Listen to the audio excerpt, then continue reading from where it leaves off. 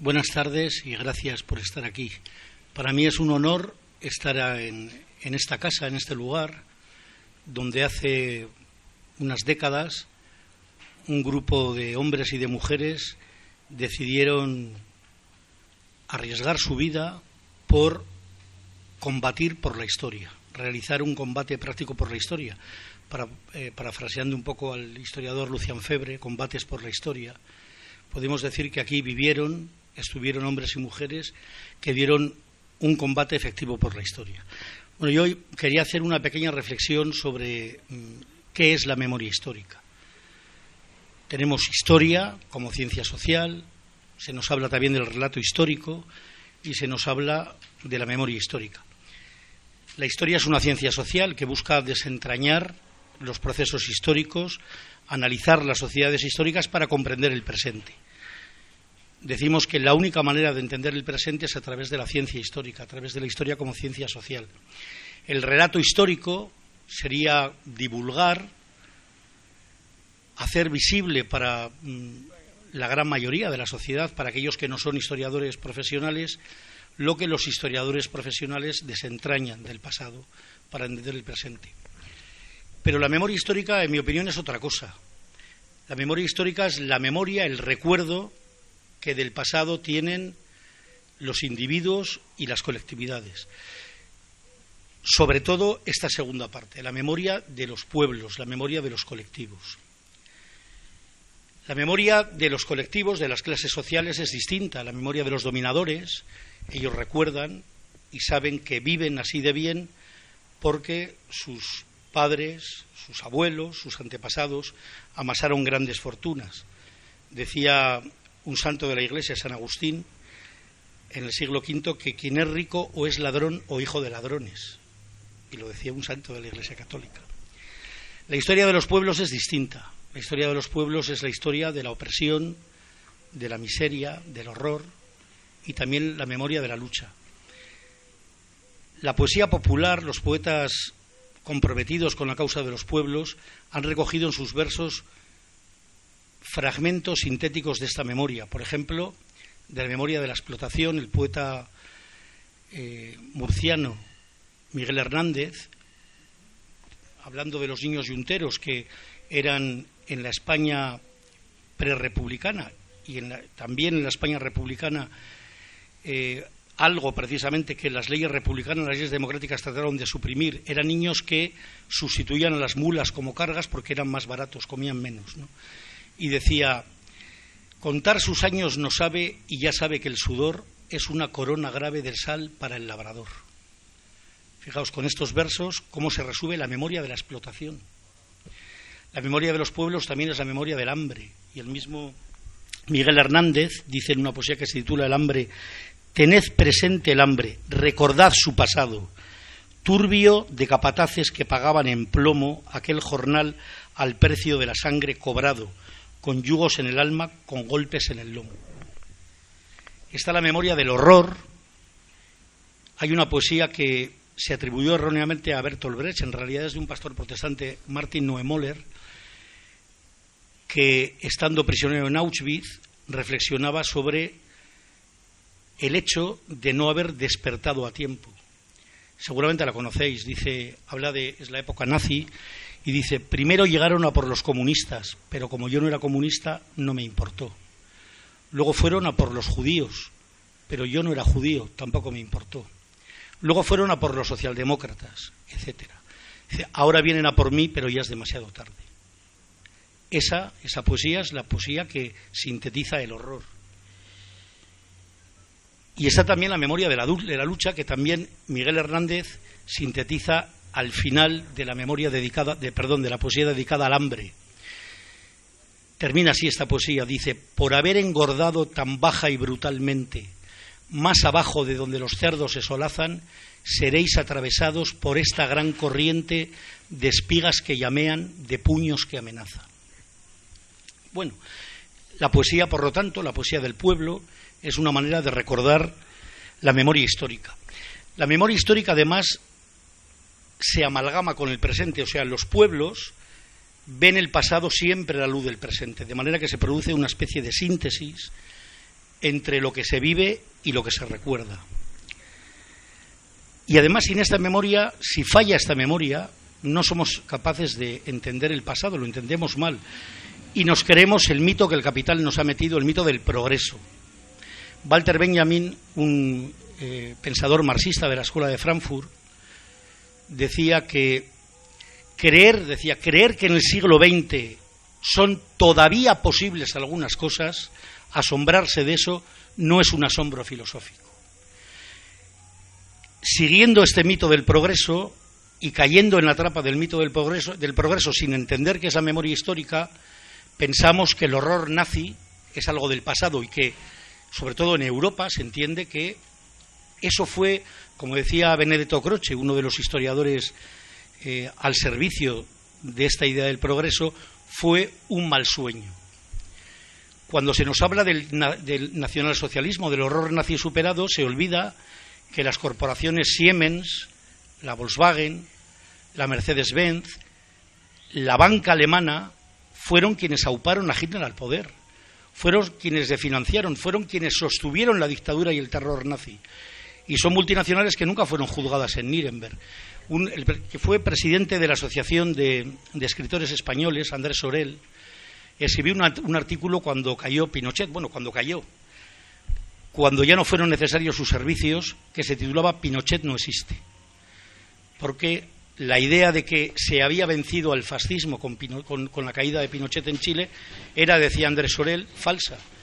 Los que empujaron, los que financiaron, los que promovieron el golpe de Estado de Pinochet seguían ahí. La oligarquía chilena, el imperialismo, las multinacionales estadounidenses. Pero a través de la memoria histórica se puede comprender este pasado a la luz del presente. Noam Chomsky, este referente de la izquierda estadounidense, tiene una reflexión que resume esto que estoy diciendo. Dice, ¿alguien puede creer que existe alguna diferencia entre el terror nazi y el orden económico actual que mata al día a 30.000 niños de hambre? Solo un psicofante del sistema, dice, puede creerse semejante patraña. Dice, la única diferencia que existe entre la maquinaria de destrucción nacionalsocialista y el actual capital globalizado es que éste mata preferentemente a través del mercado. Pero en realidad los amos, tanto de la maquinaria como los que manejan hoy los hilos de los mercados internacionales, son los mismos, son sus hijos, son sus nietos.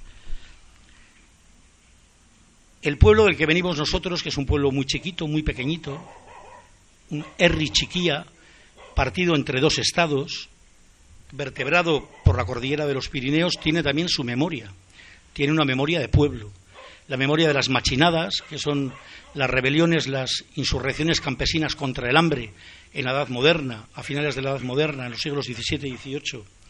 Tiene la memoria del combate contra el fascismo en la Guerra Civil, la memoria de los batallones de Gudaris, que lucharon contra la barbarie y contra la invasión de Euskal Herria y de todo el Estado español por los fascistas españoles, los falangistas, los legionarios, las fuerzas de Hitler y de Mussolini, el batallón de voluntarios de Mussolini, la división Cóndor de Hitler, que bombardeó Guernica. Está la memoria de Guernica también viva. El bombardeo de Durango. Está la memoria más reciente de los miles de militantes vascos que entregaron su vida sufriendo la cárcel, la tortura, el exilio o perdiendo la vida. Estos que realizaron este combate por la historia allá en Euskal Herria, que se movieron precisamente por la memoria histórica, por la misma memoria histórica. Estos militantes vascos se movieron con una consigna que resume también su interés por la memoria histórica. Iraultza a la Gil, Aberri a la Gil. Revolución o muerte, patria o muerte. También nuestro pueblo tiene una memoria internacionalista, la memoria de los autobuses que de Euskal Herria bajaban a luchar codo con los jornaleros de Marinareda, de Andalucía, en la lucha contra el hambre, precisamente, a finales de los años 70, en las ocupaciones de tierras, para hacer productivas las tierras que el señorito reservaba para la caza, para paliar el hambre de miles de jornaleros andaluces. Allá los jóvenes jóvenes de la izquierda revolucionaria vasca, de la izquierda abertzale, bajaban a compartir juntos la memoria histórica de andaluces como pueblo y de vascos como pueblo. Las brigadas de voluntarios internacionalistas vascos que trajeron su memoria para compartirla con ustedes aquí en México o en Venezuela, en Cuba, en Palestina. Estos días hemos estado hablando de la memoria, de la recuperación de la memoria histórica de las atrocidades del genocidio que la dictadura franquista, al servicio de los mismos intereses que obligaron a los combatientes que se formaron, que crecieron en esta casa, el genocidio, digo, que supuso en el Estado español las atrocidades de esta dictadura. Hace poco, comentaba con una compañera, se ha descubierto una fosa en la que se encontraban 40.000 personas que fueron exterminadas, no sabemos el tiempo, en Valencia, cuando las tropas franquistas entraron allá. Estamos hablando de un genocidio sin precedentes en la historia del Estado español y uno de los mayores genocidios de la historia universal. Lo carpetovitónico, lo hispánico, está muy vinculado a la violencia más terrible, a la violencia institucionalizada. Tenemos el genocidio aquí en América.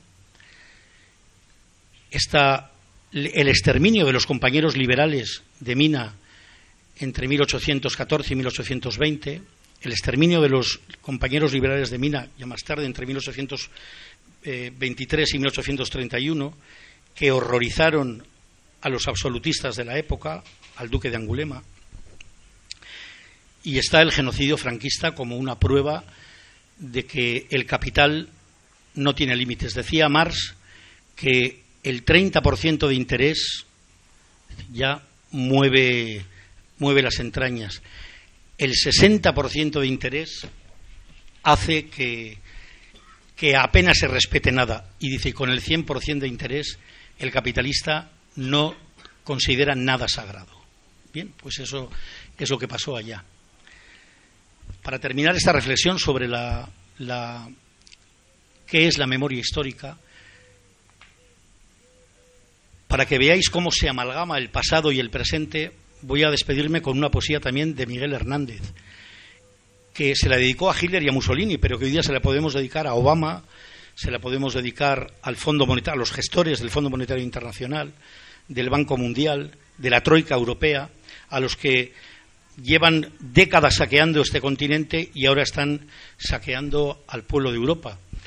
Y que esto, por otra parte, está despertando la memoria histórica, porque Europa, la ciudadanía europea, llevaba décadas bastante adormecida, ¿no?, mirando para otro lado, no comprendiendo, por ejemplo, que el genocidio que está teniendo lugar estos días por el ejército del ente sionista en Gaza es lo mismo, es un paso más, que no hay ninguna diferencia entre la eliminación física, la brutalidad con la que las SS barrieron el gueto de Varsovia y lo que los sionistas hoy día están haciendo en Palestina. Se miraba para otra parte, como decía Henry Sboll, que la gente cuando veía pasar los trenes hacia los campos miraba para otro lado. Durante décadas también esta ciudadanía acomodada del barrio rico del mundo, que era Europa Occidental, como era Estados Unidos, ahora está sufriendo las consecuencias y la memoria histórica empieza a despertar. Entonces, ahora también empieza, esperemos que dure y que finalmente ganemos este último combate por la historia, pues vamos a dedicarle a los responsables tanto del exterminio, del hambre en América Latina, como del hambre que ahora mismo ya empieza a aparecer en el Estado español. Se le dedicó, digo, Miguel Hernández a Hitler y a Mussolini, y ahora se lo dedicamos a sus sucesores. Decía, fuera, fuera, ladrones de naciones, guardianes de la cúpula banquera, cluecas del capital y sus doblones, fuera, fuera. Arrojados seréis como basura de todas partes y de todos lados. No habrá para vosotros sepultura, arrojados. La saliva será vuestra mortaja, vuestro final la bota vengativa, y solo os dará sombra, paz y caja la saliva. Muchas gracias.